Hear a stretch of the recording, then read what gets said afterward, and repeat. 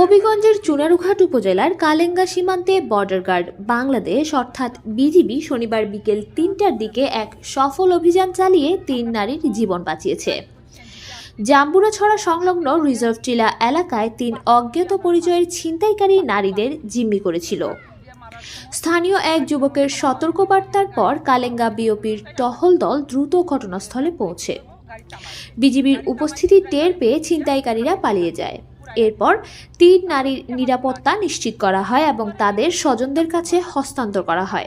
এদিকে আমার পোলারে বাইন্দা আমার বোনের গলায় বড় বটিনটাও জুলকাইয়া রাখি দিছে, বেশি আলা করবে তোমার বোনকে খাইতে দিবে।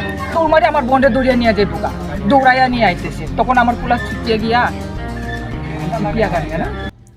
পরিবার সূত্রে জানা গেছে, নারীরা আত্মীয়ের বাড়িতে বেড়াতে যাচ্ছিলেন। পথে তাদের 3টি মোবাইল ফোন ও ৭,০০০ টাকা ছিনিয়ে নেওয়া হয়। লেফটেন্যান্ট কর্নেল জানান, সীমান্ত সুরক্ষা আমাদের প্রধান দায়িত্ব, তবে সীমান্ত এলাকায় অপরাধ দমনে আমরা সবসময় তৎপর। এই ঘটনায় জড়িতদের দ্রুত চিহ্নিত করে আইনগত ব্যবস্থা নেওয়া হচ্ছে। স্থানীয়দের সহযোগিতা অপরিহার্য, তাই যে কোনো সন্দেহজনক কর্মকাণ্ডে তথ্য আমাদের জানান। আমার ক্যাম্প কমান্ডারের কাছে একটি অভিযোগ নিয়ে যায়। অভিযোগের মাধ্যমে জানতে পারি রিজার্ভ টিলা নামক স্থানে সন্ত্রাসীরা বা দুষ্কৃতিকারী আটকায় রাখে।